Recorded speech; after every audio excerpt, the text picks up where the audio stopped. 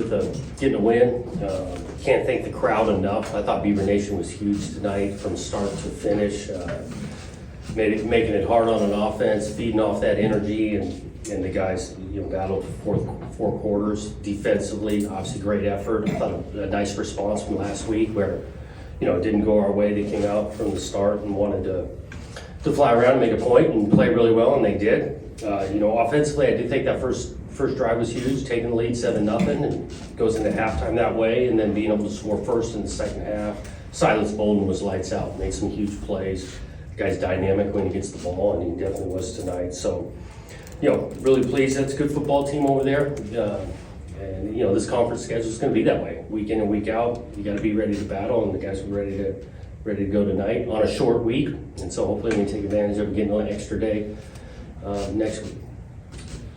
After playing uphill last Saturday and losing the game, what did you see from your guys early this week that made you think that they were past that and ready to attack Utah?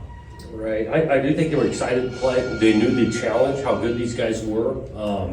Got into the game, again, the crowd helps, and you get a lead early.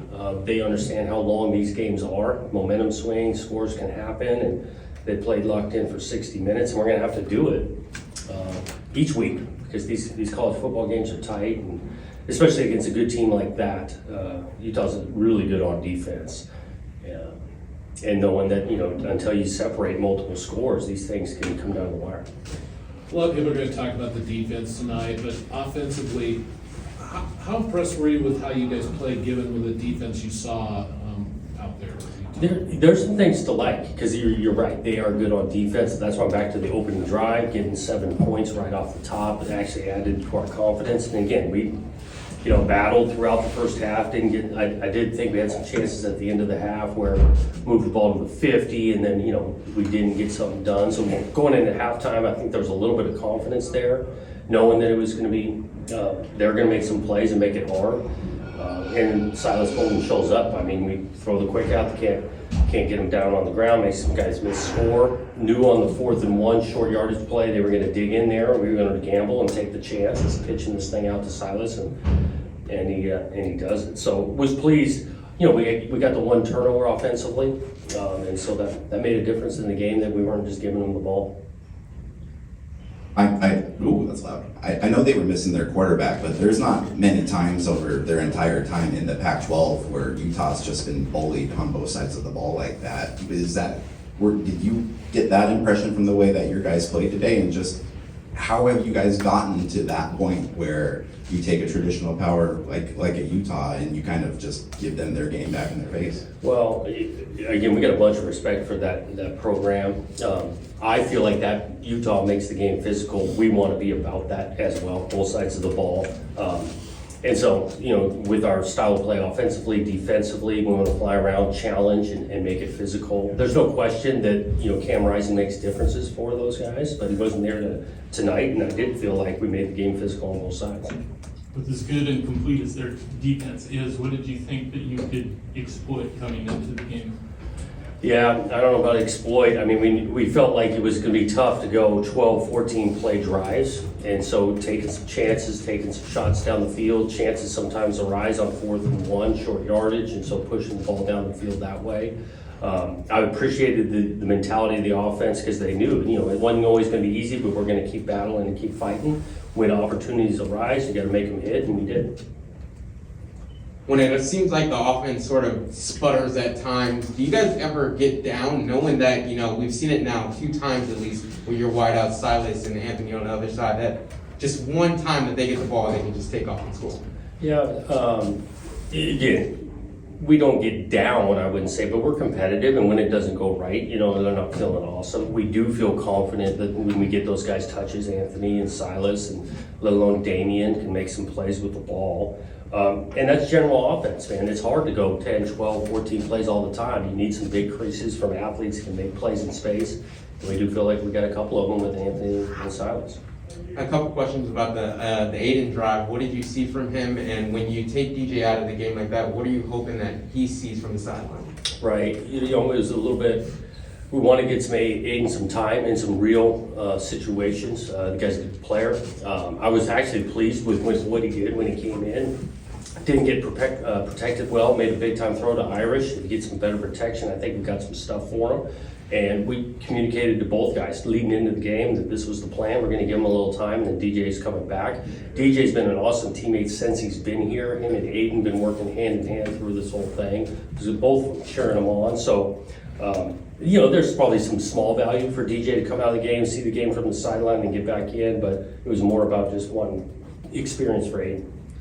Mascarenas has become a real playmaker for you on the defensive side. Talk a little bit about him and how he played tonight and what you like about his qualities. Yeah, he's a really good player, knows the scheme, ultra competitive, but the guy's got some legitimate leadership on that side. I mean, his voice, his work ethic in practice, guys rally around him, can make all the calls, getting us lined up, which isn't easy stuff, but make the calls, get guys lined up in a home field advantage that we've got. It is loud. It's hard to communicate.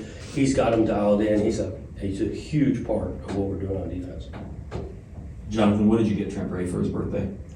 Yeah, me and Trent, I didn't even know it was his birthday. That's how we operate. And so he was more or less giving me gifts tonight, at least, on how well they played. And then you never know when the cameras are on you. And in the fourth quarter, there was the moment when you appeared to be massaging your pectoral muscles. Is that is that milking the clock? And then who is responsible for designing the signals that go from the sideline? Yeah, so they gave me a heads up that was out there just about 5 minutes ago. I got to learn the signals because I'm actually not giving the correct signal offensively. They told me what was the better signal on that. It got communicated, and I'm going to do whatever I can to get things communicated. Jonathan, when you talked on Monday, you mentioned, you liked the response on Sunday from practice, and then you mentioned you would be curious to see the leadership and how it responded, throughout the week and whatnot. Easton and DJ both told us great days of practice on both sides of the ball. How much does that kind of speak to this new group of leaders that you mentioned, how quickly they can bounce back against a really good team? Yeah, it speaks a lot to them. I do think they've bought into the approach. These things are week in and week out, and however the score settles, even tonight, we're going to go back to work and approach it the same way. And some of these guys have been around a long time. Some of these guys, like DJ, hadn't been as long. But we got a mature group that way. The leadership is player-led around here, and they went to work this week and played really well today. Any early thoughts on James Rawls? Looked like he got a little banged up on that play. I think physically he's going to be fine. He actually could have returned, but obviously with the targeting he couldn't.